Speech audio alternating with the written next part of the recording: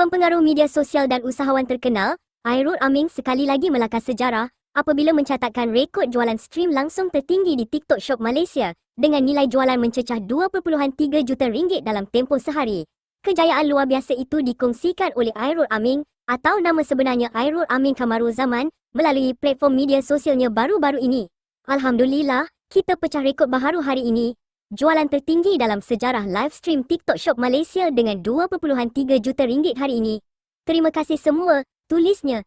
Sesi penyiaran langsung yang mencatatkan rekod tersebut dijalankan di restoran beliau, Rembayung, yang kini berfungsi sebagai lokasi live stream terbesar di Malaysia dengan sokongan 10 hos bersama.